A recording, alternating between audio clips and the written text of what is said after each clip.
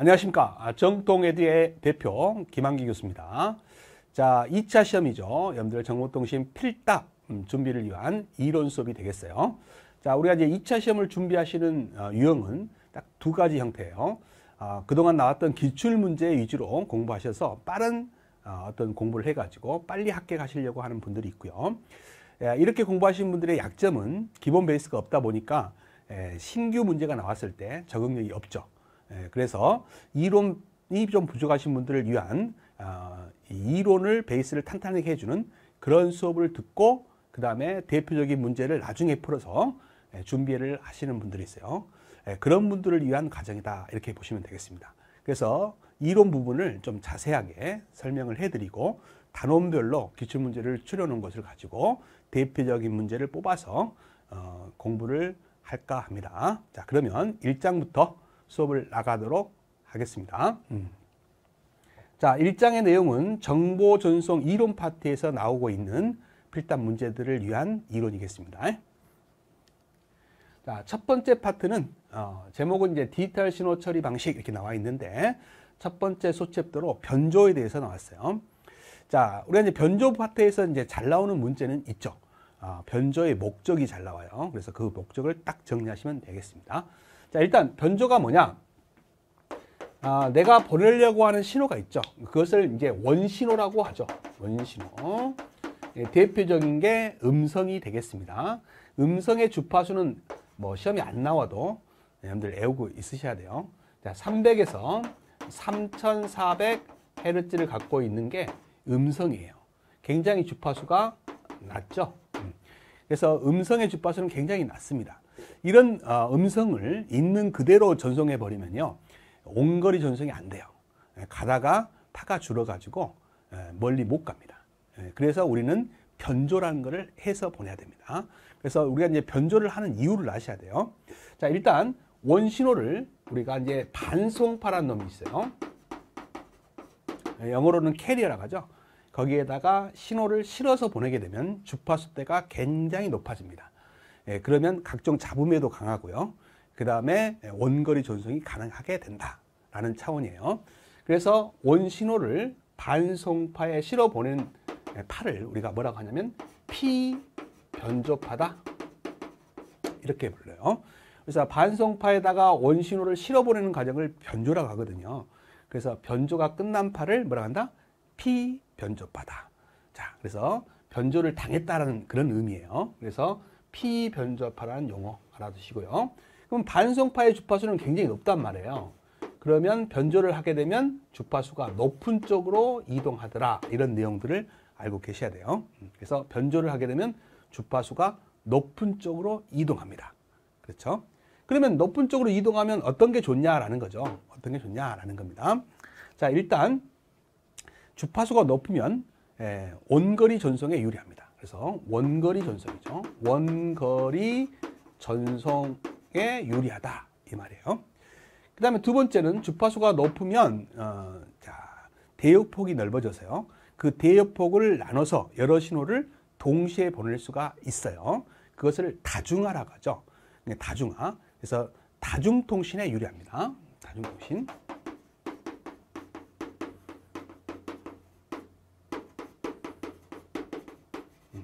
그래서 다중통신을 위해서라도 변조를 꼭 해야 된다 이런 차원이에요. 근데 다중통신 중에서도 주파수대가 높아지면 대역폭이 넓어진다 그랬잖아요.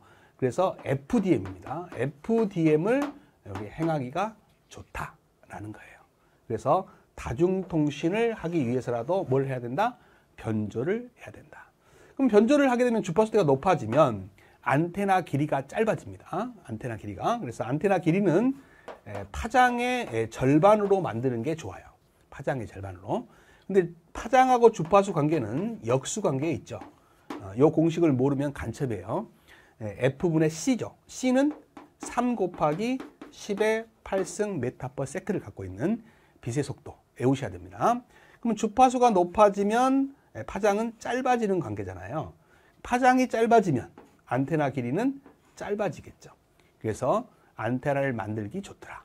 그러면 안테나만 작아지겠어요? 그걸 응용해서 만드는 어떤 송신기라든지 수신기 그 자체들이 다 소형화가 되겠죠. 그래서 어떤 장비들, 통신을 하기 위한 어떤 장비들이 소형화가 된다는 장점이 있습니다. 그래서 안테나 길이 문제가 해결이 된다. 우선 이렇게 알아두시면 되겠어요. 그래서 안테나 제작 문제 해결이죠. 그럼으로써 결과적으로 뭐가 돼요? 어떤 시스템이 소형화가 된다. 그래서 시스템 소형화가 된다. 이렇게 알아두시면 되겠습니다. 마지막으로 이제 주파수가 높아지면 비교적 각종 잡음에 강합니다. 그래서 SMB가 좋아지겠죠. 그래서 신호대 잡음비가 개선이 되더라. 이 네 가지가 변조의 목적에 해당되겠습니다. 뭐 이거 말고도 목적이 있겠지만 변조의 목적을 몇 가지 써라 그러면 이걸 쓰시면 된다 이런 말이에요. 그래서 첫 번째로 시험을 예상할 수 있는 문제입니다. 그래서 별표 3개 놓으시고 변조의 목적을 알아두셔야 돼요. 다시 한번. 자, 우리가 이제 지금 변조를 하는 이유를 배웠어요. 자, 변조가 뭐냐 그러면 원신호를 반송파에 실어 보내는 과정을 변조로 한다 이렇게 배웠고요. 이런 변조를 하면 주파수대가 어떻게 돼요? 높아지더라. 그래서 이점이 뭐냐? 원거리 전송이 가능하게 되고요. 그 다음에 다중통신이 가능하게 된다라는 거죠. 그 중에서 대표적인 FDM에 유리하더라. 그 다음에 주파수가 높아지니까 파장이 짧아져서 그걸 이용해서 통신하려고 하는 안테나 길이가 짧아지더라. 그래서 안테나 제작 문제가 해결되니까 어떤 시스템 전체적으로 시스템이 소형화가 되더라. 그죠? 그 다음에 주파수가 높으면 각종 잡음에 강하니까 SMB가 개선이 되더라. 라는 것이 변조의 목적이 됩니다. 자, 그러면 이쪽으로 와서 이제 변조의 의미부터 살펴보도록 하죠. 자, 변조를 이제 모듈레이션이라고 하죠. 이런 단어들은 좀 알아두세요. 변조를 모듈레이션. 복조를 뭐라 그럽니까? D자를 붙여서 디모듈레이션 이렇게 부르죠. 그래서 이제 모듈레이션의 모자와 디모듈레이션의 DEM을 따서 우리가 병복조기를 우리가 모뎀이다 이렇게 부르죠. 그래서 모뎀이 뭐냐? 그러면 변복적이다 이렇게 하시면 됩니다. 그래서 변조의 의미는 자, 정보의 송신지에서 보내고자 하는 데이터를 신호로 표현하여 반송파라는 어떤 고주파 성분에다가 실어 보내는 과정인데, 자, 어디다 실어 보내냐면 대표적으로 진폭에다 실어 보냅니다. 진폭을 영어로 뭐라고 해요? 앰플리튜드라고 하죠. 주파수에다 실어 보냅니다. 주파수를 영어로 뭐라고 해요? 프리퀀시라고 하죠. 그죠? 그 다음에 위상에다 실어 버립니다. 위상을 뭐라 그래요? 페이지라고 하죠. 그래서 이런 세 단어는 알고 계셔야 돼요. 그래서 이제 반송파의 진폭에 실어 보내면 우리가 AM이다. 이렇게 말을 합니다. 그래서 Amplitude Modulation, AM 변조다. 이렇게 말을 하고요. 주파수에 실어 보내면 FM이다. Frequency Modulation. 이렇게 말을 합니다. 그 다음에 위상에다 실어 보내면 뭐라 그래요? Phase Modulation, PM이다. 이렇게 말을 하죠. 그래서 이제 아날로그 변조 중에서는 이제 대표적으로 AM, FM, PM이 있어요. 물론 이제 보내려고 하는 신호가 이제 음성이 아니고 디지털 신호다라고 하면 이제 이름이 좀 바뀌죠. 뒤에서 이제 변조의 종류에서 자세한 것은 배우도록 하죠. 일단 AM, FM, PM이다. 이렇게 알아두시면 되겠습니다. 그래서 이런 등의 실어 보내는 전송 방식을 우리가 변조다. 이렇게 말을 하고, 특징으로는 주파수가 높은 쪽으로 이동한단 말이에요. 그래서 신호의 주파수 스펙트럼을 높은 쪽으로 옮기는 조작이라고 말할 수 있다. 뭐가? 변조가. 아시겠죠?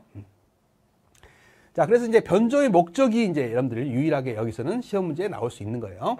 자, 변조의 목적을 4가지만 적어라. 그러면 첫 번째로 원거리 전송을 하기 위해서다라는 거죠.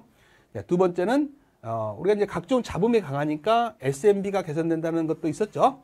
그 다음에 주파수가 높아지니까 다중통신을 위해서, 특히 어떤 다중통신? FDM이죠. 하기 위해서도 우리가 변조를 한다 그랬어요. 다중통신에 유리하다 이 말이죠. 특히 이제 주파수가 높아지면 안테나 길이가 짧아져서 안테나 길이 문제를 해결할 수 있다. 결론적으로 시스템 전체가 어떻게 회로가 단순화가 이루어진다라는 거예요. 그것이 대표적인 변조의 목적이 되겠습니다. 자, 여태 이제 변조에 대해서 설명을 했는데요. 시험에 나올 건 변조의 목적이다 말씀드렸어요. 자, 변조의 종류는 시험에 잘 나와요. 그래서 변조의 종류는 여러분들 구분을 하실 수 있어야 됩니다. 자, 우리가 변조의 종류는 일단 아까도 말씀드렸지만 보내려고 하는 신호가 이제 원신호예요. 원신호. 이것을 싣고 가는 것이 반송파죠. 캐리어, 반송파입니다. 그래서 먼저 이 반송파가 어떤 형태이냐에 따라서 변조는 구분이 돼야 돼요. 그래서 이제 변조하는 반송파의 종류에는 여러분들이 아시는 사인, 코사인처럼 이렇게 움직이는 파가 있는가 하면 디지털 신호의 대표적인 0과 1을 대표하는 펄스 신호가 있죠. 펄스파가 있잖아요. 그래서 반송파로 사용하는 파는 두 가지입니다. 이걸 이제 연속 함수라고 하고 이걸 펄스 함수라고 그러죠. 그래서 이런 연속 함수를 사용하게 되면 우리가 변조를 연속 변조라고 불러요. 자, 이런 펄스 함수를 사용하게 되면 변조를 펄스 변조라고 부르죠. 그래서 변조는 크게 반송파의 형태에 따라서 연속 변조와 펄스 변조로 나눌 수 있는 겁니다. 자, 그러면 이제 연속 변조 중에서 보내는 신호에 따라서 보내는 신호는 두 가지가 있죠. 아날로그 신호와 디지털 신호가 있잖아요. 그래서 아날로그 신호면 아날로그 변조라고 그래요. 아날로그 변조다 이렇게 부르고요. 디지털 신호면 디지털 변조라고 하죠. 디지털 변조다 이렇게 부릅니다. 그 다음에 펄스 변조도 마찬가지예요. 반송파는 펄스파인데 보내려고 하는 신호가 디지털이면 디지털 변조, 아날로그면 아날로그 변조라고 하죠. 그래서 아날로그면 아날로그 변조, 디지털이면 디지털 변조 이렇게 구분하더라. 아시겠죠? 그래서 이제 신호까지는 구분을 했어요. 근데 이제 또 뭘 구분을 해야 되냐면 신호는 아날로그인데 반송파도 아날로그적인 연속 신호다 이 말이죠. 근데 어디다 싣고 가냐 이 말이죠. 그래서 제가 이제 항상 예를 들 때 자, 싣고 가는 얘가 택시라고 생각해 보자. 택시. 택시라고 생각해 보고 얘는 버스라고 생각해 보자.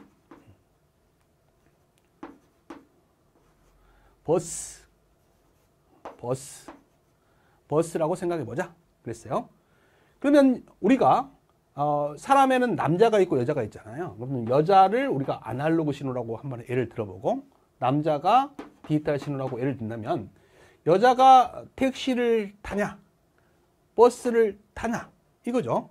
그래서 같은 아날로그 변조지만 틀리다 이 말이죠. 그래서 얘는 아날로그 연속 변조, 얘는 아날로그 펄스 변조 이렇게 부르고요. 얘는 디지털 연속 변조, 얘는 디지털 펄스 변조 이렇게 부릅니다. 근데 이제 여자가 택시를 탈 때 타는 방법이 있다라는 거죠. 자, 첫 번째, 우리가 파에는 파의 크기를 나타내는 진폭이 있어요. 진폭에 싣고 가면 우리가 진폭 변조라고 합니다. 그래서 진폭을 앰플리튜드라고 하죠. 모듈레이션, 그래서 AM이라고 합니다.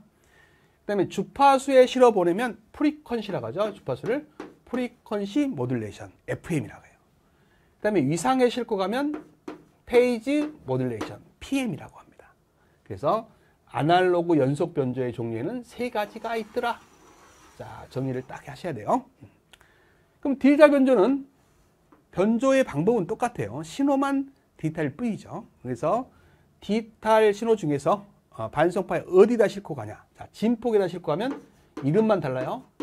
ASK라고 합니다. 진폭 편의 변조. 주파수에 싣고 가면 주파수 편의 변조. 위상에 싣고 가면 위상 편의 변조. 근데 하나가 더 있어요. 얘는 진폭과 위상의 방식을 동시에 사용하게 되면 이것을 QAM, 우리말로 직교 편의 변조 이렇게 말을 하죠. 직교 진폭 변조라고도 해요. 그래서 이름이 다양한데 하여튼 직교 편의 변조, 직교 진폭 변조 이렇게 부릅니다. 자, 그래서 이 네 가지가 있다라는 거죠. 이것은 다 디지털 변조의 종류다라는 겁니다. 자, 그러면 이제 펄스 변조 중에서 아날로그 변조는요. 자, 여기다 P자만 붙이면 돼요. 펄스를 이용한다 해서 펄스의 약자 P자 붙여서 PAM이 있어요. 펄스 진폭 변조죠. 여기다 P자만 붙이면 PFM도 있습니다. 펄스 주파수 변조죠. P자만 붙이면 PPM, 펄스 위상 변조가 있죠. 근데 여기도 하나가 더 있어요. PWM이 하나가 더 있습니다. 펄스의 위드스죠. 넓이를 이용한 변조 방식이 있습니다. 그래서 PWM 이렇게 네 가지가 있다. 이런 것들은 이제 아날로그 펄스 변조의 종류다. 자, 그러면 이제 디지털 펄스 변조에는 이제 시험에 가장 많이 나오는 PCM 있죠. PCM. 여러분들 필답형에도 마찬가지예요. 제일 시험이 잘 나와요. PCM. 그다음에 PNM이 있어요. 펄스의 개수로 변조하는 PNM. 그다음에 델타 모듈레이션 DM이 있습니다. 등등이 있어요. 자, 그래서 이제 이렇게 분류를 이제 간단히 빠른 속도로 해봤는데 시험의 형태는 이런 거죠. 이 아날로그 변조와 디지털 변조를 구분하셔야 돼요. 아시겠죠? 그래서 이런 것들은 디지털 변조라고 부르죠. 그럼 이것도 디지털 변조잖아요. 근데 이거는 디지털 펄스 변조고 얘는 디지털 연속 변조다. 차이가 있다라는 거죠.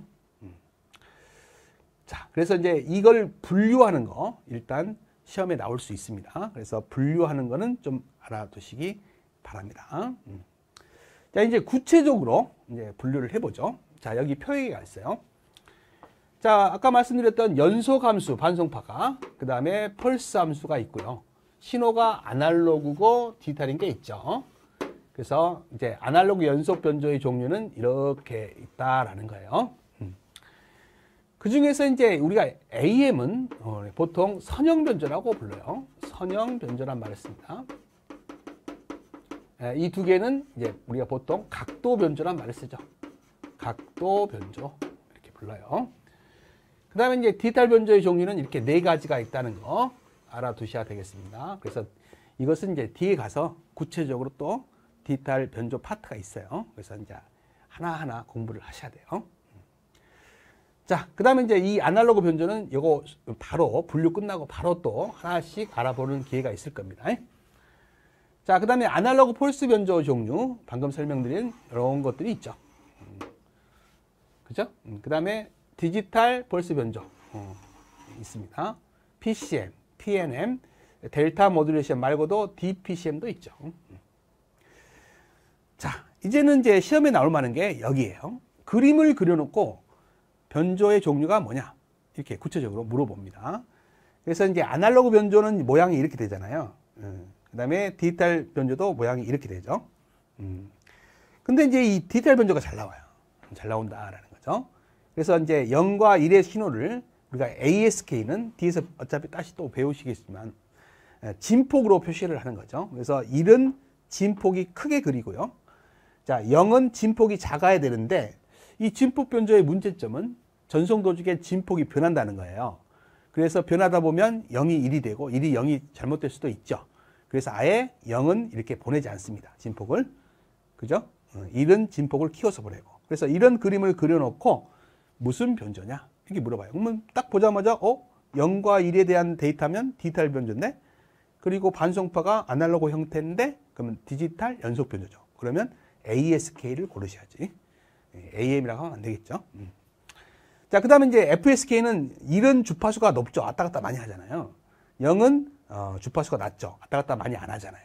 이렇게 주파수로 구분하는 것을 FSK다. 이렇게 합니다. 자, 그 다음에 PSK는 자, 위상을 변조시키는 거죠. 자, 예를 들어서 하나는 팔을 이렇게 보냈다면 하나는 180도 뒤집어서 이렇게 보내는 거 아니겠습니까? 그러면 이게 어떻게 돼요? 위상 변화가 급변하는 부분이 여기 있죠. 뾰족한 부분이 생기죠. 그래서 그림상에 이렇게 뾰족한 부분들이 있으면 제가 뭐라고 하냐면 이론 때도 이렇게 말씀드렸는데 1차 시험 때도 여기 찔리면 아프겠죠. 엉덩이를 여기다 찔렸다고 생각하면 피나겠죠. 그래서 PSK다. 이렇게 외우시면 된다겠어요. 그래서 이런 모양이 나오면 위상 변조다. PSK 변이다. 위상 편의 변조다. 이렇게 알아두시면 되겠습니다. 그래서 디지털 쪽이 아무래도 아날로그 쪽보다 시험 빈도가 높다. 그래서 그림이 일단 또 나올 수 있어요. 자, 그럼 여기까지 변조의 목적 아까 나올 수 있다겠죠. 그 다음에 요거 그림 순위가 있습니다. 나올 수 있어요. 알아두시면 되겠습니다. 자, 이제는 펄스 변조인데요. 펄스 변조도 이제 그림이 나올 수 있죠. 근데 빈도는 좀 낮아요. 빈도는 좀 낮습니다. 자, 일단 PAM은요, 이런 어떤 아날로그 신호의 진폭을 이렇게 펄스의 진폭으로 표시하는 거죠. 신호의 크기를 이 진폭, 펄스의 높이로 표시하는 게 PAM입니다. 그래서 진폭으로 표시한다라는 거고요. 그 다음에 신호가 여기 큰 부분은 펄스의 폭이 넓죠. 예, 신호가 낮은 이런 부분은 펄스의 폭이 좁죠. 이렇게 펄스의 폭으로 조정하는 변조를 PWM, 위드스라고 하죠. 위드스, 펄스의 폭. 또 PDM이라고 합니다. 듀얼레이션, 펄스가 지속되는 시간이죠. 그래서 지속된다 이런 표현을 쓰는 거죠. 그래서 PDM이라고도 하는데 일반적으로 PWM 많이 쓰니까 PWM 위주로 공부를 하시면 돼요. 자, 그 다음에 PPM이 있어요. 이 PPM의 P는 포지션이죠. 위치죠. 자, 여기 보세요. 이 신호가 큰 부분이 있고 중간인 부분이 있고 제일 작은 부분이 있죠. 예, 그래서 펄스를 나타내는 이 구간이 있다고 한다면 크기가 중간이면 펄스의 위치를 이 중간에다 표시하는 거예요. 근데 펄스가 이렇게 이제 신호가 큰 것을 표시하고 싶다 그러면 펄스의 위치를 왼쪽에다가 이렇게 치우치게 표시를 하는 거죠.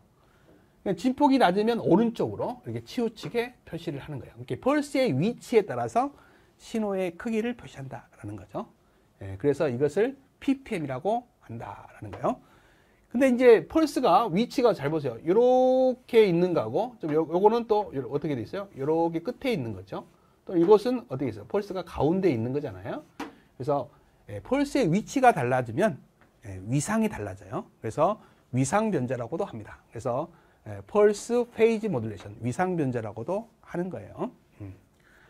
하여튼 우리가 이제 두 가지가 잘 나올 수 있다. 뭐 PWM과 PPM 이 두 가지가 나올 수가 있다라는 거죠. 그래서 펄스의 폭을 변조하는 변조 방식을 뭐라고 하냐 이렇게 낼 수 있고 펄스의 위치를 변화시켜서 나타내는 변조 방식이 뭐냐 이렇게 낼 수가 있어요. 그러면 펄스의 폭이란 말이 나오면 위드스를 생각해서 PWM, 펄스의 위치라고 나면 포지션을 생각하셔가지고 PPM 이렇게 골라낼 수 있어야 됩니다. 자, 그래서 펄스 변조에서는 이 두 가지 그림이 나올 수 있고요. 그 다음에 말로 나올 수도 있다. 이렇게 말씀드릴 수 있겠네요. 자, 그래도 이제 뭐니 해도 우리가 디지털 변조에서 뭐가 있어요? 펄스 부호 변조 가장 많이 나오는 출제 계획을 갖고 있죠. 이건 한 문제가 아니라 두세 문제가 나올 수도 있습니다. 여러분들 요즘은 보통 문제가 20문제가 안 나오고요. 과거에는 20문제가 많이 나왔는데 요즘은 한 17문제 정도 나와요. 그런데 이 PCM이 꼭 두세 문제는 끼어 있습니다. 그래서 요거 수업 뒤에 바로 PCM에 대해서 배워보도록 하죠. 자, 바로 나왔습니다. PCM. 자, 여기는 이제 별표를 3개 해도 부족합니다. 가장 중요한 부분을 제가 별표 3개라고 하는데 얘는 별표를 3개 해도 부족할 정도로 100% 나오는 부분이다. 한 문제도 아니라겠어요. 두세 문제가 나올 수 있어요. 자, 일단 PCM은요, 펄스 코드 모듈렛입니다. 그래서 우리말로는 펄스 부호 변조다 이렇게 하는데 일단은 이 변조는 디지털 변조라는 거 알아두세요.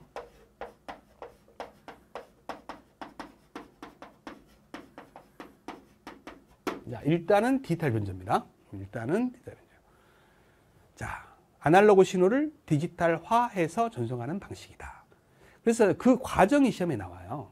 그 과정이. 그래서 여기 그림에 나와 있죠. 첫 번째 음성이 들어오면요. 아날로그 신호가 들어오잖아요. 먼저 잡음을 걸러냅니다. 그래서 로우 패스 필터. 우리말로 저역 통과 필터라고 그래요. 그래서 로우 패스 필터가 있다. 그 다음에 이제 PCM의 중요한 3단계 중에 하나인 표본화가 나오죠. 영어로는 샘플링이라고 하죠. 샘플링이라고 합니다. 표본화라고 합니다. 자, 정의를 또 알아두셔야 돼요. 정의를 써라고도 많이 나왔어요. 대표값을 뽑는 과정입니다. 그래서 간단히 말하면 대표값을 뽑는 과정이에요. 그러면 대표값을 뽑아서 어떤 형태로 만드냐? PAM파로 만들어요. 그래서 표본화를 거치고 나면 무슨 파가 된다? PAM파가 된다는 걸 정확하게 아셔야 돼요. 그래서 대표값을 뽑아서 무슨 파로? PAM파로 바꾸는 과정이 뭐예요? 표본화입니다. 그러면 이렇게 표본화된 신호를 PAM파를 아날로그 신호잖아요. 그것을 이산적인 신호로 바꿔주는 이런 과정이 양자화입니다. 그래서 양자화가 뭐냐? 그러면 표본화된 PAM파를 뒤에서 다시 또 정리할 기회가 있어요. 표본화된 PAM파를 이산적 신호로 바꾸는 과정입니다. 그걸 콘타이제이션학에서 양자화라 그래요. 콘타이제이션에서 양자화라고 합니다. 근데 이제 양자화를 할 때 뒤에서 살펴보겠지만 잡음이 생겨요. 오차가 생긴단 말이에요. 그 오차를 줄이기 위한 것이 이제 압축이에요. 그래서 압축이 항상 양자화 앞에 온다. 꼭 알아두시기 바랍니다. 예, 그래서 압축을 컴프레이션이라고 그래요. 컴프레이션. 컴프레이션입니다. 자, 그러면 이제 양자화가 끝나면 이산적 신호가 됐잖아요. 그것을 보낼 때는 펄스열로 보내거든요. 그래서 0과 1에 해당되는 펄스열로 바꿔주는 과정을 뭐라고 해요? 부호화라고 합니다. 인코딩이라고 하죠. 부호화. 그래서 이제 부호화에서 쓰는 코드는 이제 그레이 코드를 쓰는데 요즘은 물어보지 않고 있습니다. 그래서 일단 그래도 부호화를 쓸 때 쓰는 코드 이름은 그레이 코드를 쓴다. 네, 알아두시면 돼요. 하여튼 부호화를 하게 되면 내가 원하는 디지털 신호인 PCM 신호가 되는 거예요. 그러면 이것을 전송로에 보내죠. 전송로에 보내는데 이 전송로가 디지털 신호니까 전송로도 디지털 전송로가 아니에요. 그러면 디지털 전송로에 있는 증폭기를 우리가 리피터라고 하죠. 리피터. 그래서 이 리피터도요 역할이 시험에 나와요. 그래서 뒤에서 살펴보겠는데 리피터. 네, 리피터의 역할도 알아야 됩니다. 재생 기능이 있죠. 그래서 리피터에 재생 기능이 있어요.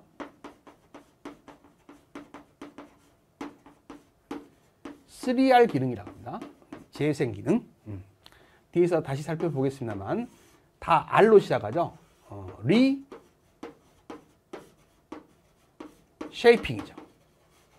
우리말로 이제 파형 재생이라고 하죠. 또는 성형 재생, 정형 재생 말이 많아요. 파의 모양을 예쁘게 다듬어 준다 이런 뜻이에요. 자, 두 번째 리제너레이션이죠. 제너레이션. 그래서 다른 게 다 ing로 끝나니까 제너레이팅 이렇게 하는 책들도 있어요. 저도 이제 최근에 그냥 하도 질문이 많이 들어와서 그냥 제너레이팅이라고 이제 교재는 바꿨습니다만 제너레이션도 맞는 표현이에요. 자, 그래서 식별 재생이라고 합니다. 세 번째 리타이밍이죠. 이거는 이제 타이밍 재생이에요. 그래서 이것에 대해서는 조금 이따 다시 한번 살펴보고 이런 재생 과정을 거치기 때문에 아날로그 전송보다는 디지털 전송이 좋은 거죠. 그래서 이렇게 온 신호를 복원할 때는 반대 순서입니다. 자, 부호화의 반대가 뭐예요? 복화예요. 부호화의 반대입니다. 그 다음에 아까 압축을 했었잖아요. 그거를 풀어줘야죠. 신장을 해야죠. 이걸 익스펜딩이라고 합니다. 익스펜딩 이렇게 불러요. 신장이라고 하죠. 그래서 이제 압축과 신장기를 우리가 컴프레이션의 컴자와 익스펜딩의 펜딩을 타서 컴펜딩이라고 합니다. 컴펜딩. 자, 그래서 이제 이거를 우리말로는 압신기라고 해요. 그래서 이 압신기를 쓰는 이유를 이제 아셔야 돼요. 아까 이제 우리가 양자할 때 오차가 있어서 오차를 줄여준다고 했는데 이런 압신기를 쓰는 이유를 나중에 이제 설명을 할 텐데 이 이유를 알아야 됩니다. 그래서 일단 압신기라 한다. 이 정도 아시고요. 그 다음에 이제 또 다시 한번 잡음을 걸리기 위해서 로우 패스 필터를 한 번 더 거친 다음에 음성을 뽑아낸다. 이게 이제 전체 과정이에요. 그래서 이제 여기서 이제 시험이 뭐냐? 시험이 중요한 거죠. PCM의 3단계를 많이 물어봐요. 3단계. 표본화, 뭐요? 양자화, 뭐요? 부호화죠. 그래서 이거 세 개를 우리가 뭐라고 한다? PCM의 3단계다. 이렇게 부릅니다. 그래서 PCM의 3단계를 순서대로 적고 하나하나를 설명해라 이렇게 낼 수 있겠죠. 이미 출제가 됐고요. 아셔야 됩니다. 그때 이제 압축을 끼워서 이제 물어볼 수도 있어요. 그래서 압축은 양자와 앞에 온다 라는 거 꼭 기억을 하시기 바랍니다. 그래서 PCM 송신단의 3단계 알아두시고요. 그 다음에는 이제 하나하나가 다 중요합니다. 표본화에서는 표본화 주파수 구하는 게 중요하고요. 양자화에서는 양자화 잡음을 개선하는 방법이 중요합니다. 이런 것들을 세세하게 한 단계씩 살펴보도록 하겠습니다. 자, 그래서 전체적인 과정 설명을 드렸어요. 자, 그러면 먼저 하나하나 세세하게 보기 전에요. 이런 PCM을 쓰는 이유가 뭐냐? 우리가 이제 전송에서 이제 유선 전송에서는 가장 많이 쓰는 기술 아니겠습니까? 그래서 장점이 많죠. 그래서 일단 시험에 나올 만한 것을 이제 뽑아놨어요. 자, 일단 아까도 말씀드렸지만 PCM 3단계 표본화, 양자화, 부화 꼭 외우시고 압축이 들어간다면 어디에 들어가요? 양자화 앞에 들어간다. 놓치면 안 됩니다. 자, 그 다음에 이제 이것들을 하나하나 설명하나가 이미 출제가 됐어요. 표본화, 양자화, 부화. 그래서 이제 저는 교재다 보니까 정확한 해답이 필요하잖아요. 그래서 정확히 썼는데 수험생들은 싫어해요. 외울 만하게 줄여달라는 거죠. 그런데 아까 말했잖아요. 대표값을 뽑는 과정으로 뭐가 PAM파를 만드는 거죠. 그래서 대표값을 뽑아서 PAM파로 만드는 과정이다. 이렇게 쓰시면 되죠. 근데 이제 정확하게 말하면 신호를 뽑아낼 때 잘라서 써요. 그래서 대역 제한된 신호라는 표현을 쓰죠. 그래서 대역 제한된 아날로그 입력 신호를 제일 높은 주파수죠. 이거 신호파 중에서 주파수가 다양하잖아요. 그 중에서 제일 높은 주파수예요. 최고 높은 주파수의 몇 배? 2배 이상으로 샘플링하여 무슨 파를 만들어요? PAM파를 얻어내는 과정이다. 퍼펙트하잖아요. 근데 이걸 못 외우니까 이해를 못 하시니까 못 외우는 거예요. 이해만 하시면 이제 외울 수 있는 거죠. 근데 이제 뭐 간단히 표현해 달라 뭐 이런 요청이 많습니다. 그런 거는 여러분들이 만들어서 자기만의 것을 만드시는 거예요. 그래서 제가 간단하게도 말씀드리잖아요. 대표값을 뽑아서 대표값을 뽑는 걸 어떻게 뽑아요? 최고 사용 주파수의 2배로 뽑잖아요. 자세히 설명을 해도 되고 간단히 설명해도 되는 거잖아요. 대표값을 뽑아서 PAM파로 만드는 과정 이렇게 쓰셔도 됩니다. 그 다음에 양자화입니다. 양자화는 표본화된 PAM파를 이산적 신호죠. 이제 가장 가까운 이상적 양자화 레벨 값에 근사화시키는 과정이다. 자세히 쓴 거 아니에요? 그러면 뭐 간단히 쓰면 어떻게 해요? 대표값을 뽑은 PAM파를 이산적 신호로 바꾸는 과정 이렇게 쓰시면 되죠. 자, 그래서 친절하게 또 이렇게 설명을 해놨네요. 자, 부화는 뭐예요? 양자화된 이산적인 신호를 뭐로? 펄스열로 0과 1에 해당되는 펄스의 조합으로 바꾸는 과정이다. 자, 되셨죠? 그래서 요것은 별표 3개입니다. 꼭 하셔야 돼요. 자, 참고로 아까 이제 전송로에 보낼 때는 나만 가는 게 아니라 다중화를 해서 가죠. 뒤에서 다중화를 또 배우십니다만은 다중화는 뭔지 아셔야 돼요. 마늘 다자에 겹칠 중자입니다. 그래서 많은 신호를 하나의 채널이 뭐예요? 데이터가 지나가는 길이죠. 그 채널에 한꺼번에 많은 신호를 보낼 수 있는 기술. 이걸 다중화 기술이다. 이렇게 합니다. 한번 읽어봐 주시고. 그 다음에 이제 아까 압신기의 목적, 뒤에서 다시 살펴보겠습니다만, 압신기는 선형 양자화를 하면서, 우리가 이제 선형 양자보다는 비선형 양자화가 좋아요. 선형 양자화가 뭐고, 비선형 양자화가 뭔지는 뒤에서 소개가 됩니다. 선형 양자화는 입력 레벨에 상관없이 일정하게 스텝을 나누는 거예요. 양자화 스텝을. 비선형 양자화는 입력의 크기에 따라서 스텝의 크기를 달리하는 양자화를 비선형 양자화라고 하죠. 근데 이제 비선형 양자화를 하면 좋은데, 오차가 적어서 좋은데, 기술적으로 좀 어려움이 있죠. 그래서 일반적으로는 선형 양자화를 쓰거든요. 근데 이제 압신기를 쓰게 되면 이 효과가 있어요. 그래서 압신기의 목적이 뭐냐? 그러면 선형 양자화를 하면서도 비선형 양자화의 효과를 얻기 위함이다. 이렇게 쓰시면 정답이 되는 겁니다. 그래서 써놓은 거죠. 선형 양자화를 하면서도 비선형 양자화의 효과를 얻기 위해서 쓰는 게 뭐다? 압신기다. 자, 그래서 중요한 것들을 모아놨습니다. 자, 이제는 하나하나를 살펴보죠.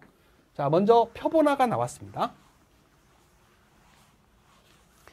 자, 표본화는 대표값을 뽑는 과정이죠. 자, 이렇게 연속적으로 들어온 어떤 아날로그 신호를 뽑는 거예요.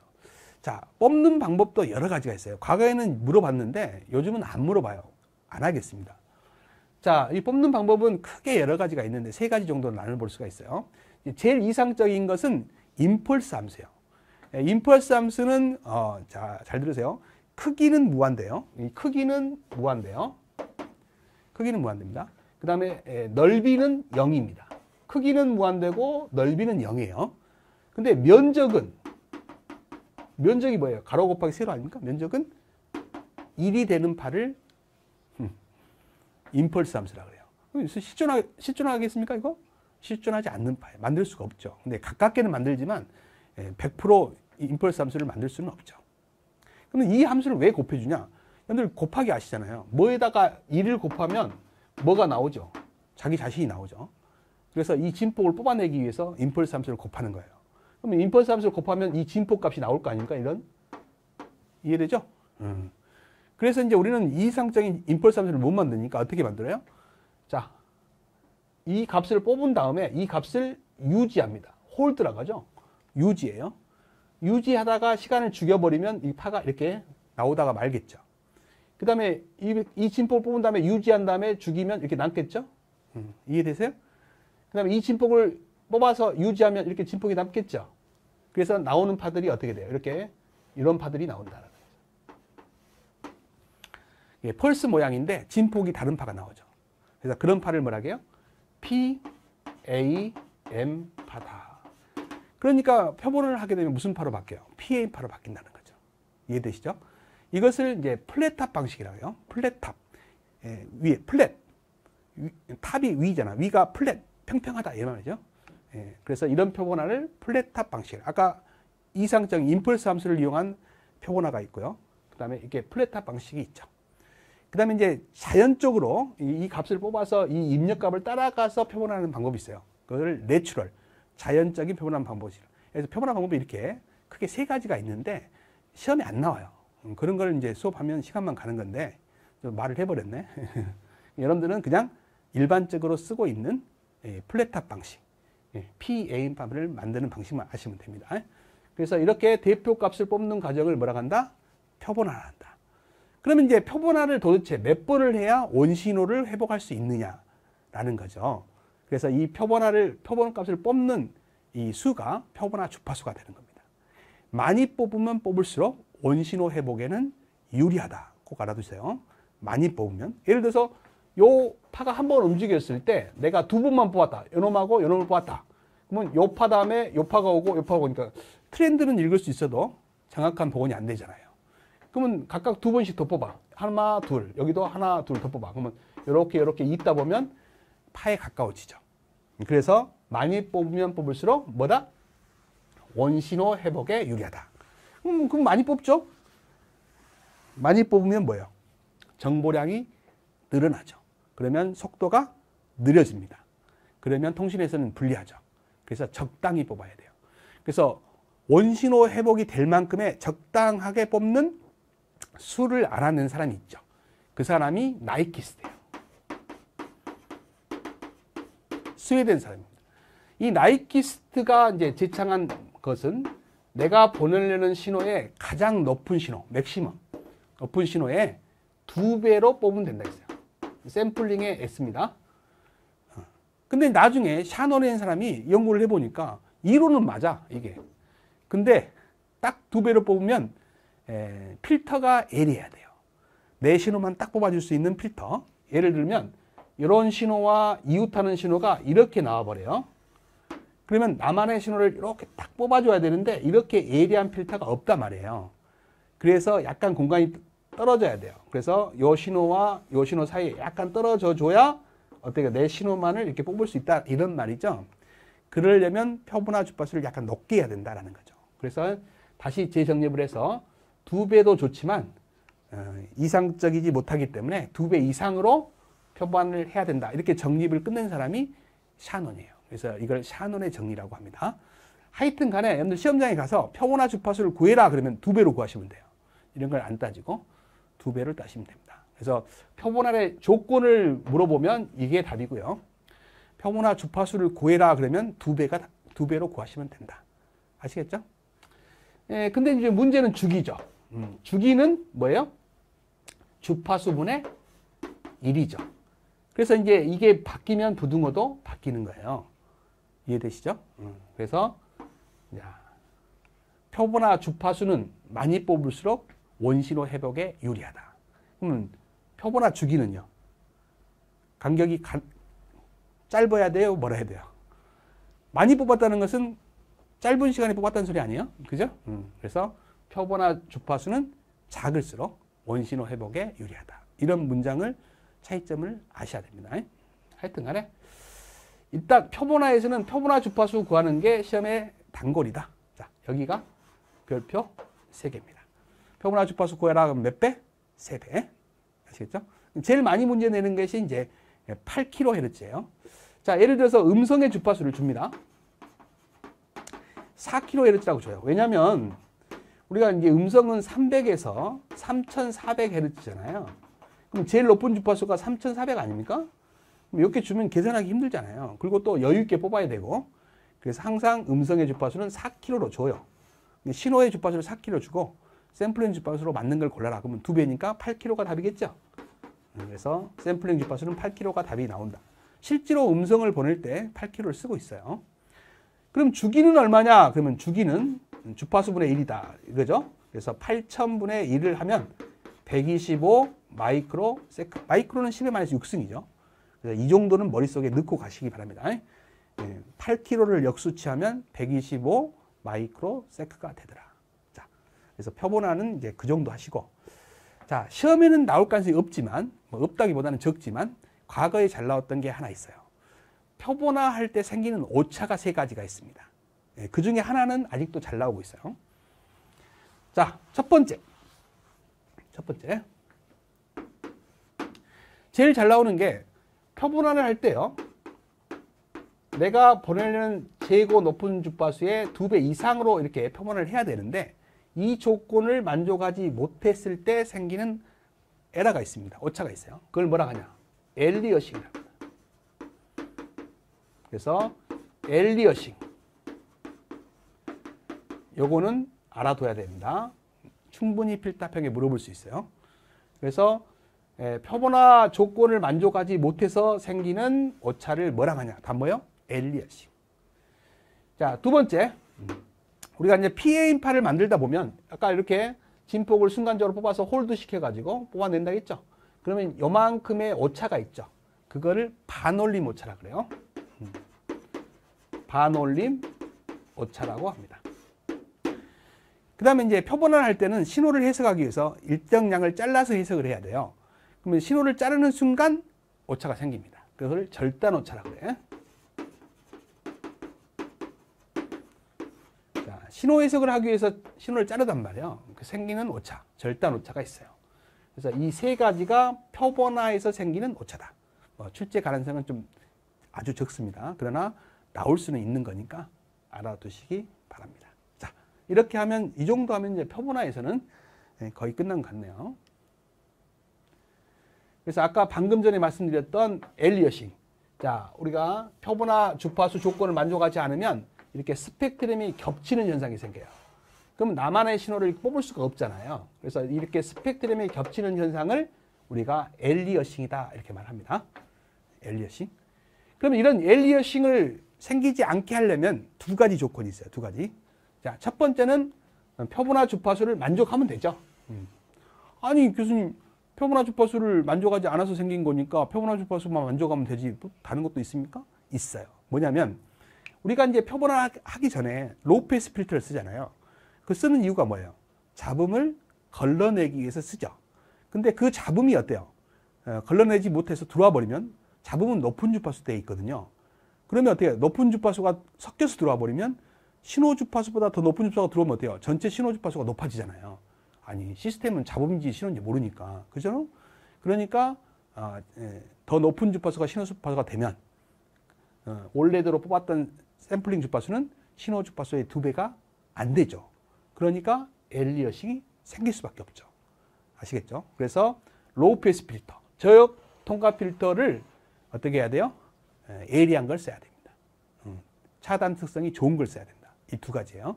그래서 엘리어싱을 방지하는 방법 두 가지. 표본화 주파수의 조건을 만족하면 되고요. 그 다음에 로우 패스 필터를 차단 특성이 좋은 예리한 필터를 쓰면 됩니다. 자, 두 가지다라는 거죠. 자, 이거 말고도 이제 절단 오차가 있고 뭐가 있다? 반올림 오차가 있다. 그래서 엘리어싱, 절단 오차, 반올림 오차 이렇게 있습니다. 자, 이제는 양자화로 갑니다. 자, 양자화는 필타평의 또 단골이죠. 자, 우리가 PAM파를 뽑잖아요. 그것을 이산적 신호로 바꾸는 방법이죠. 그래서 가장 큰 진폭을 갖고 있는 이 레벨을 전체 레벨로 잡아요. 이걸 전체 레벨로 잡습니다. 이렇게 잡아요. 그걸 단계로 나누죠. 자, 어떻게 나누냐? 두 단계로 나눈다. 그러면 이렇게 나누는 거예요. 그럼 두 단계로 나누면 0과 1로 구분할 수 있겠죠. 그럼 0과 1로 구분하는 거는 1비트면 되거든요. 이걸 1비트 양자화다. 이렇게 말을 합니다. 근데 너무 오차가 커요. 그러면 이런 진폭을 갖고 있는 것도 0이고요. 뭐 이런 진폭 갖고 있는 것도 여기까지는 0이니까 0이고요. 요거는 1이고 뭐 이럴 거 아닌가? 오차가 너무 심하죠. 그래서 단계를 더 나눕니다. 요렇게 단계를 나누죠. 그러면 여기까지는 00, 01, 10, 11 이렇게 네 단계로 나눌 수가 있겠죠. 예, 그러면 요만한 진폭은 뭐 00이라고 할 수 있고 또 요만한 진폭은 10이라고 할 수 있고 요만한 진폭은 11이라 이렇게 할 수 있잖아요. 그러면 오차가 줄게 됩니다. 그러면 더 많이 나누면 많을수록 오차는 줄게 되죠. 그럼 더 나누면 8단계로 나누죠. 그러면 000부터 해서 111까지 8개로 나눌 수 있죠. 이해되죠? 그래서 이렇게 나누는 것을 스텝이라 그래요. 그래서 이 스텝의 수가 늘어나면 늘어날수록 양자화 오차는 줍니다. 근데 정보의 비트 수는 늘어나죠. 아까 두 단계로 나누면 1비트, 네 단계로 나누면 2비트, 8단계로 나누면 3비트 양자화예요. 실제로 이제 음성을 보낼 때는 8비트 양자화를 합니다. 그러면 2의 8승 스텝이 나오죠. 나오죠? 이 정도로 나눠서 이산적 신호로 바꿔서 보냅니다. 그래서 양자와 잡음을 줄이려면 스텝 수를 늘리는 게 좋다. 늘리면 정보가 늘어난다. 근데 이것도 적당히 해야죠. 아시겠죠? 그래서 여기서 시험은 뭐냐? 이런 양자화할 때 생기는 잡음, 오차를 줄이는 방법입니다. 여기다가 별표 3개 합니다. 표나 주파수와 더불어서 별표 3개입니다. 아주 잘 나와요. 첫 번째가 방금 전에 말씀드린 양자와 스텝 수를 증가하는 거예요. 증가하는 거. 자, 두 번째가 비선형 양자화를 합니다. 선형 양자화는 입력이 크든 작든 일정하게 스텝을 나누는 겁니다. 근데 비선형 양자화는 입력이 크면 스텝이 큰 게 유리해요. 입력이 작으면 스텝의 크기가 작은 게 유리해요. 제가 방금 스텝의 크기라고 했는데 스텝의 크기는 설명 안 했네요. 스텝의 수는 개수를 말하고요. 자, 이게 마치 나누는 것이 계단 모양이잖아요. 이렇게 나눈 것이 이렇게 계단 모양이죠. 이게 이제 계단 모양이잖아요. 그래서 이 계단의 높이를 스텝의 크기라고 해요.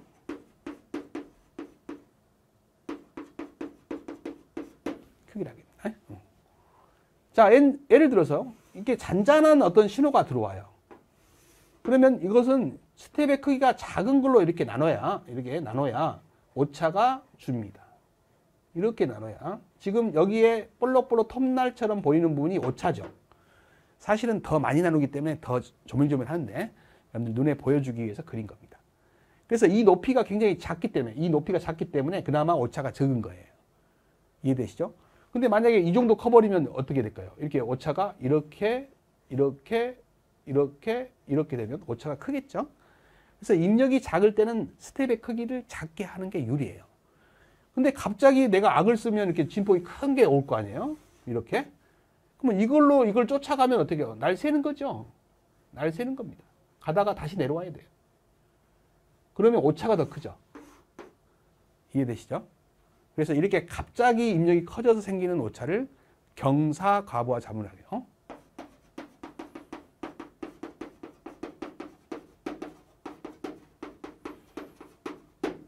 그래서 이제 이런 걸 없애기 위해서 우리는 어떻게 돼요?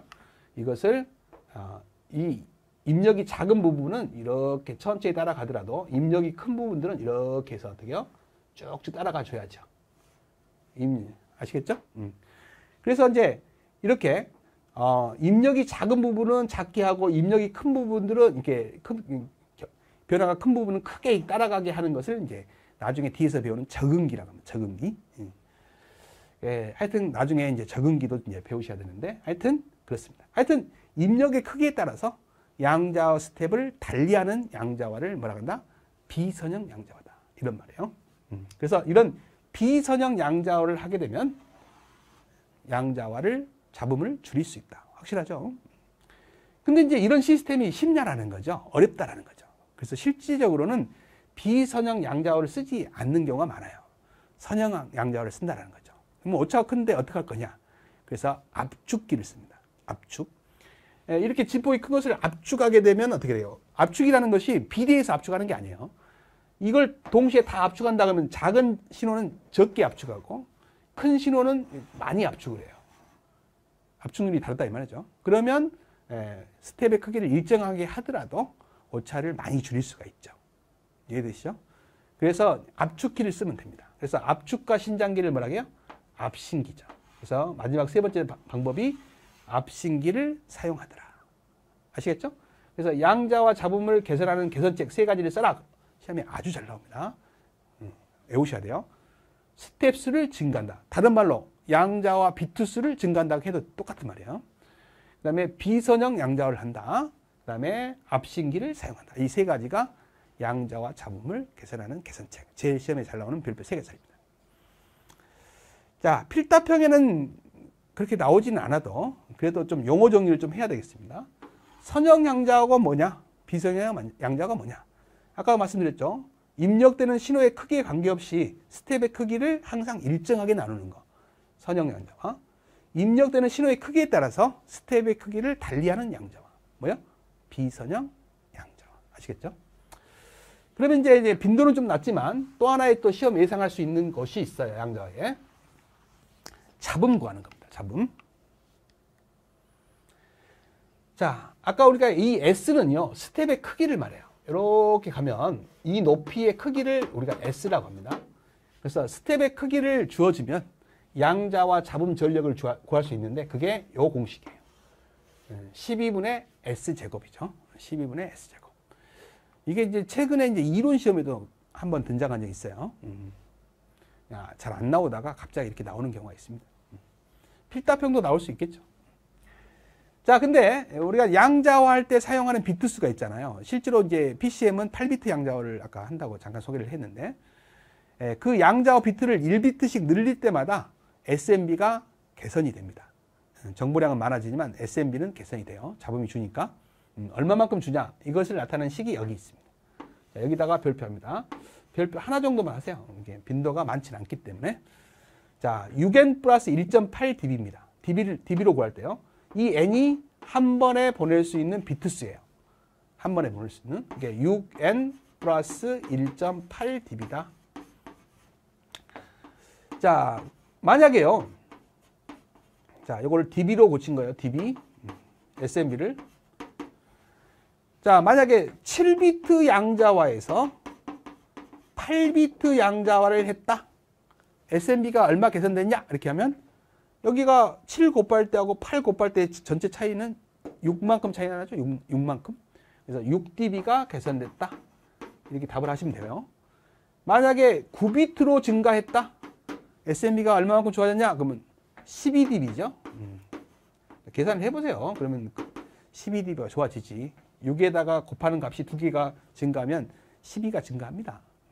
그래서 이것을 6dB 법칙이라고 그래요. 6dB. 그래서 이 식을 좀 알아두시기 바랍니다. 일명 6dB 법칙. 그러니까 1비트씩 양자화 비트가 증가할 때마다 SMB가 6dB씩 좋아지더라. 라는 내용입니다. 근데 dB로 구하지 않고 이제 그냥 SMB를 구하라. 그러면 이게 공식이에요. 2분의 3 Q의 제곱. Q는 양자와 레벨 수예요. 양자와 레벨 수. 예를 들어 3비트 양자화를 했다. 그럼 2의 3승. 8이잖아요. 8. 그 숫자를 넣으면 됩니다. 자, 그런데 이것에다가 10 로그를 취하면 이 공식이 나오는 거예요. 여기다가 10 로그를 취하면 이 공식이 나옵니다. 아시겠죠? 그래서 같은 공식이에요. 근데 이거는 잘 안 물어보니까 여러분들은 요것만 하시면 됩니다. 머리 아프게 두 개 다 외우지 마시고 요거 하시면 될 것 같아요. 자, 양자화 발생 시 양자화를 할 때 잡음의 종류가 있습니다. 아까 잠깐 소개를 했는데 이렇게 갑자기 입력이 커지게 되면 일정한 스텝으로 따라가다 보면 놓치는 부분이 많죠. 이것을 경사, 가부화, 잡음이라고 합니다. 근데 적응기를 두게 되면 이렇게 입력이 변화가 클 때는 갑자기 스텝을 확 키워주고 변화가 적을 때는 작게 해주는 적응기를 두게 되면 어떻게 돼요? 오차를 줄일 수 있죠. 예, 그렇게 양자화하는 방법이 있다는 거죠. 근데 또 입력이 너무 작아가지고 스텝이 너무 커가지고 생기는 오차를 또 그래뉴얼 잡음이라고 그래요. 그래서 변화폭이 너무 또 작을 때 생기는 잡음도 있어요.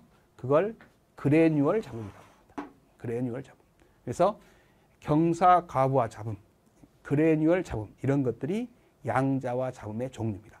자, 그러면 이제 표본화에서 잡음의 세 개가 있었어요. 엘리엇이, 그죠? 그 다음에 절단 오차, 반올림 오차 있었죠? 그 다음에 여기에 잡음이 있죠? 뭐요? 경사, 가부화 잡음, 그래뉴얼 잡음 있잖아요. 이런 잡음들이 이제 PCM만이 갖고 있는 고유의 잡음이다. 이렇게 말할 수 있는 겁니다. 자, 부화입니다. 부화에서는 시험에 나올 만한 게 없고요. 유일하게 나온 건 정의죠. 부화가 뭐냐? 아까 표본화가 뭐고 양자가 뭐고 부화가 뭐냐 이렇게 나왔어요. 그래서 부화는 이상적 신호로 바꾼 양자화된 신호를 1과 0에 해당되는 펄스열로 바꿔주는 것이 부화다. 이렇게 쓰시면 됩니다. 그리고 이제 쓰이는 코드는 그레이 코드가 쓰인다. 이렇게 알고 계시면 될 것 같아요. 자, 이제는 3R 기능을 갖고 있는 중계기에 대해서 알아보죠. 자, 아까 잠깐 설명을 드렸지만 다 R로 시작된다고 해서 일명 3R 기능이다. 디지털 중계기만 갖고 있는 재생 기능이에요. 자, 파형 재생, 파의 모양을 예쁘게 해주는 거죠. 식별 재생, 0과 1을 구분하게 좋게 해주는 거고요. 타이밍 재생, 타이밍, 즉 동기 신호를 맞춰주는 거예요. 여러분들 디지털 신호는 예를 들어서 1은 이렇게 오고 0은 이렇게 오잖아요. 근데 이제 전송 도중에 딜레이가 돼서 파가 이렇게 올 수 있죠. 이런 신호가 올 수 있습니다. 이렇게.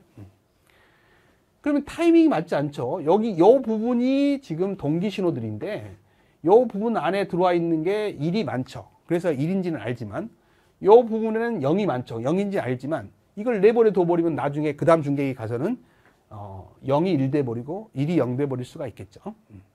그래서 먼저 들어오는 신호마다 중계기에서 팔을 예쁘게 다듬어 줍니다. 자, 이런 부분은 잘라주는 거죠. 이렇게 딱 잘라주는 겁니다. 자, 이렇게 온 부분을 이렇게 일정 신호가 작은 부분들을 이렇게 잘라주는 거예요. 이렇게 잘라주는 겁니다. 그 다음에 여기 위에도 이렇게 잘라주는 거죠. 파의 모양을 예쁘게 잘라주는 겁니다. 그게 파형 재생이에요. 그 다음에 이제 식별 재생보다 먼저 행해지는 게 타이밍 재생이에요. 이것을 동기 신호를 추출해서, 여기 동기 신호를 추출해서 맞춰주는 거죠. 이만큼 맞춰줘야 되죠. 그래서 요리 옮깁니다. 그게 타이밍 재생이에요. 이 타이밍 재생이 안 돼가지고 누적돼서 생기는 잡음이 있죠. 그 잡음을 지터 잡음이라고 해요. 지터. 알아두세요. 이 타이밍 재생이 제때 안 돼가지고 누적돼서 생기는 잡음이 뭐라고요? 지터라는 잡음이에요. 그래서 이제 누적되지 않으면 지터 잡음이 생기지 않겠죠. 그렇게 이렇게 맞춰준 다음에 그 다음에 0과 1을 구분하는 건 2.5V가 아니에요. 이게 5V라면 절반이니까. 그래서 이것을 충분하게 이렇게 채워줘야 되겠죠. 그것을 식별 재생이라고 합니다. 그래서 이런 세 가지 재생이 있기 때문에 원거리 전송에 좋은 것이 디테일 전송이다. 아시겠죠? 그래서 뭐 이런 구체적인 내용은 모르셔도 괜찮습니다. 재생 종류 세 가지. 이름은 알아둬야 됩니다. 써라 나올 수 있죠. 그래서 이제 이런 리피트의 목적이 나와 있네요.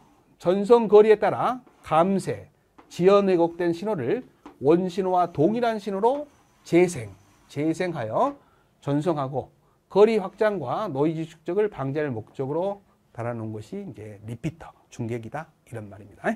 참고적으로만 알아두세요. 자, 열심히 이제 설명을 했는데 이 PCM이 많이 쓰는 이유가 뭐냐? 장단점이에요. 자, PCM의 장점 몇 가지만 써라 이렇게 나올 수 있죠. 그래서 PCM은 각종 잡음에 강합니다. 특히 신호가 새는 걸 루아라고 하죠. 샌 신호가 새어나온 신호가 다른 신호에 영향을 주는 걸 혼선이라고 하죠. 그래서 누아나 혼선에 강한 면모가 있습니다. 그 다음에 전송 구간에 잡음이 누적되지 않아요. 그래서 전송로의 질이 나쁘더라도 쉽게 말하면 잡음이 좀 많은 전송로라도 양질의 통신이 가능한 것이 바로 PCM입니다. 그래서 저질의 전송로에도 사용이 가능하다. 이런 장점들이 있다. 단점은요. 대역폭 소모가 많아요. 그래서 점유 대역폭이 높다. 신호의 대역폭이 높다는 건 단점이에요. 신호가 가는 길, 채널의 대역폭은 넓은 게 좋죠. 신호의 대역폭은 좁은 게 좋아요. 그래서 점유 대역폭이 높다는 게 단점이고, 잡음은 강하지만 그래도 자체 PCM만이 갖고 있는 고유의 잡음이 있다는 것은 단점이죠. 단점이에요. 그래서 이제 PCM의 특징까지 공부를 했습니다. 자, 좀 쉬었다가 다중화부터 하죠.